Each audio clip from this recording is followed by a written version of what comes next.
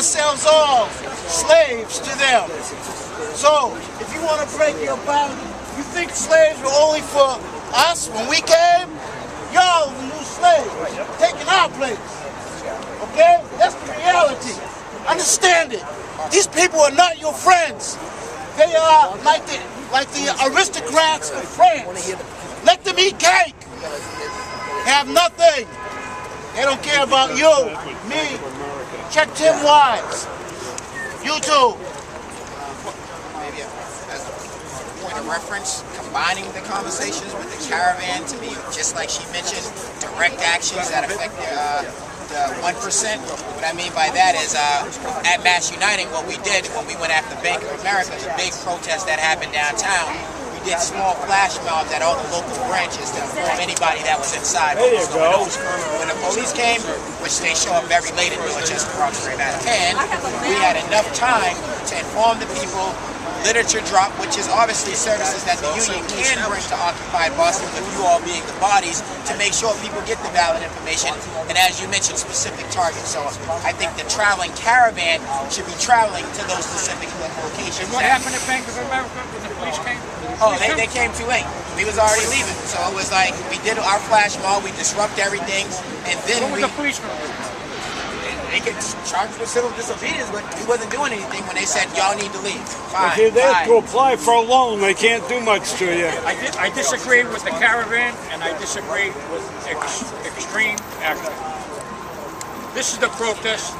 This is the protest that's going on all over the country, all over the world. It's because of the economy.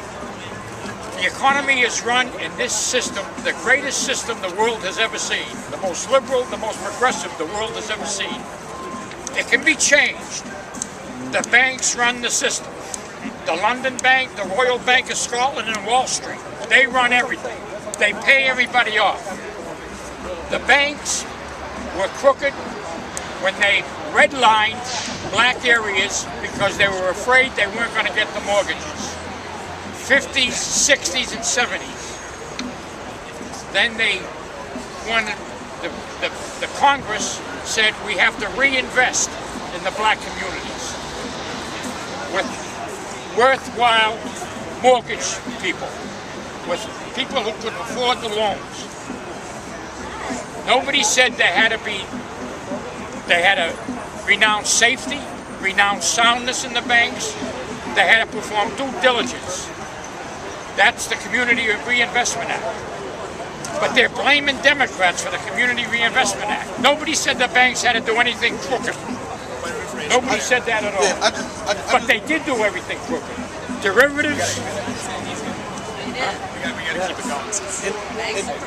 In talking about some of these issues now where, black and race is coming, even the other brother, I think he left, some of that I'm uncomfortable with just because it's not really fact-based. So banks weren't concerned that they weren't going to get their money from black people. That's exactly why they redlined them.